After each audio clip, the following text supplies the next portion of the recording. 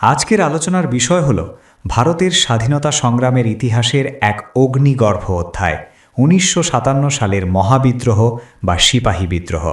আজকের এই ক্লাসটি তোমাদের জন্য স্রেফ একটি ইতিহাসের গল্প নয়, বরং এটি একটি কমপ্লিট সলিউশন হতে চলেছে।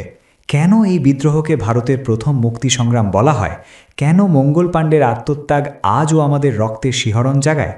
তোমরা যারা ছাত্রছাত্রী, বিশেষ করে যাদের সিলেবাসে সঙ্গবদ্ধতার গোড়ার কথা অধ্যায়টি আছে, তাদের জন্য আজকের এই আলোচনাটি অত্যন্ত তথ্য সমৃদ্ধ এবং তাত্ত্বিকভাবে গভীর হতে চলেছে।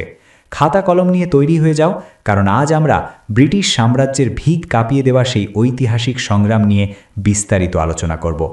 ১৯ শতকের প্রথম ভাগ পর্যন্ত ভারতে ব্রিটিশদের বিরুদ্ধে আঞ্চলিক স্তরে অনেক বিদ্রোহ হয়েছে, কিন্তু ১৮৫৭ সালের বিদ্রোহ ছিল প্রথম জাতীয় স্তরের প্রতিবাদ। পলাশির যুদ্ধের পর ১০০ বছর ধরে ব্রিটিশ ইস্ট ইন্ডিয়া কোম্পানি যেভাবে ভারতের শিল্প, বাণিজ্য এবং কৃষকদের ওপর শোষণ চালিয়েছিল, তার চরম পরিণতি হল এই বিদ্রোহ। ব্রিটিশরা ভারতীয়দের সমাজ, ধর্ম ও সভ্যতাকে ঘৃণা করত, আর সামরিক বাহিনীতে ভারতীয় সৈনিকরা প্রতিনিয়ত বঞ্চনার শিকার হতো। এই পুঞ্জীভূত ক্ষোভের আগুনে ঘি ঢেলেছিল এনফিল্ড রাইফেলের টোটা। গুজব ছড়িয়ে পড়ে যে এই টোটার খোলস গরু এবং শূকরের চর্বি দিয়ে তৈরি। ধর্মনাশের ভয়ে সিপাহীদের মধ্যে যে অসন্তোষ সৃষ্টি হয়, তাই মহাবিদ্রোহের আকার ধারণ করে। তোমরা যারা ছাত্রছাত্রী, তারা অবশ্যই মনে রাখবে এই বিদ্রোহের প্রথম শহীদের নাম মঙ্গল পাণ্ডে। ১৮৫৭ সালের ২৯শে মার্চ ব্যারাকপুর সেনাবাহিনীতে তিনি প্রথম বিদ্রোহের গর্জন তোলেন। এরপর মিরাট, দিল্লি, কানপুর, লখনৌ সর্বত্র বিদ্রোহের আগুন ছড়িয়ে পড়ে। দিল্লির সিংহাসনে পুনরায় বসানো হয় মোঘল সম্রাট দ্বিতীয় বাহাদুর শাহকে। কানপুরে নেতৃত্ব দেন নানা সাহেব ও তাতিয়া তোপি, বিহারে কুঁয়ার সিং, আর ঝাঁসিতে বীরাঙ্গনা রানী লক্ষ্মীবাঈ।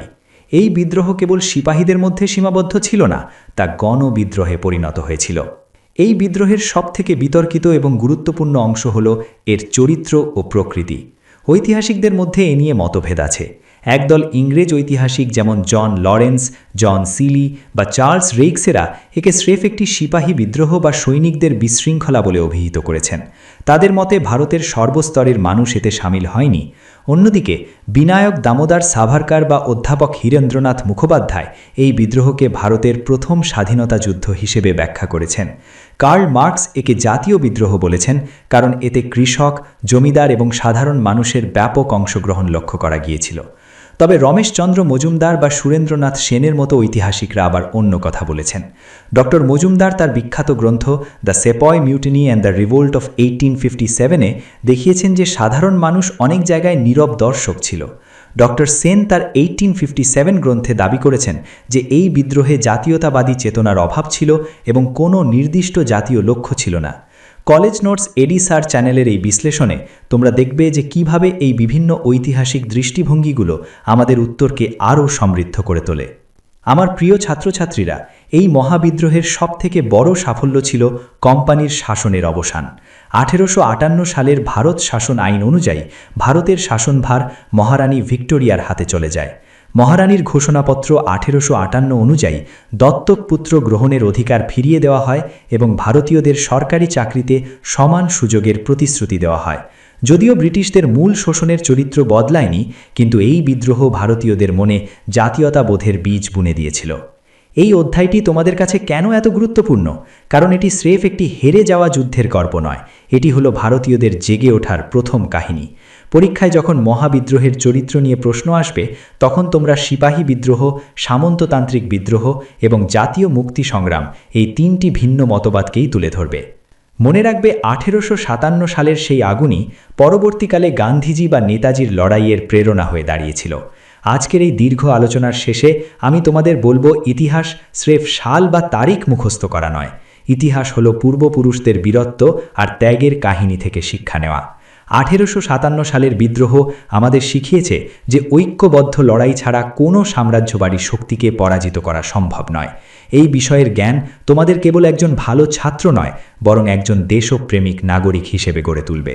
মনে রেখো, মঙ্গল পাণ্ডের সেই ফাঁসির মঞ্চ থেকে যে লড়াই শুরু হয়েছিল, তা শেষ হয়েছিল ১৯৪৭-এর লালকেল্লায়।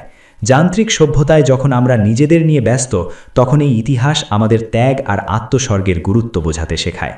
পড়াশোনাকে সহজ, স্মার্ট এবং আনন্দদায়ক করাই আমাদের লক্ষ্য, যাতে তোমরা কেবল ভালো নম্বর নয়, ঐতিহাসিক চেতনার সেই রস আস্বাদন করতে পারো। আশা করি আজকের এই বিস্তারিত আলোচনার পর 1857 সালের মহাবিদ্রোহ, এর চরিত্র এবং এর প্রভাব নিয়ে তোমাদের আর কোনো সংশয় নেই। প্রতিটি তথ্য বইয়ের পাতার সাথে মিলিয়ে অত্যন্ত গভীরতা দিয়ে ছোঁয়ার চেষ্টা করেছি। এই আলোচনা তোমাদের পরীক্ষার জন্য যেমন তৈরি করবে, তেমনি ভারতের মুক্তি সংগ্রামের ইতিহাস বুঝতেও সাহায্য করবে। দেখা হচ্ছে পরের ভিডিওতে নতুন কোনো ঐতিহাসিক রহস্য বা তাত্ত্বিক আলোচনা নিয়ে। মন দিয়ে পড়াশোনা করো, পরীক্ষার জন্য অনেক অনেক শুভকামনা। ধন্যবাদ।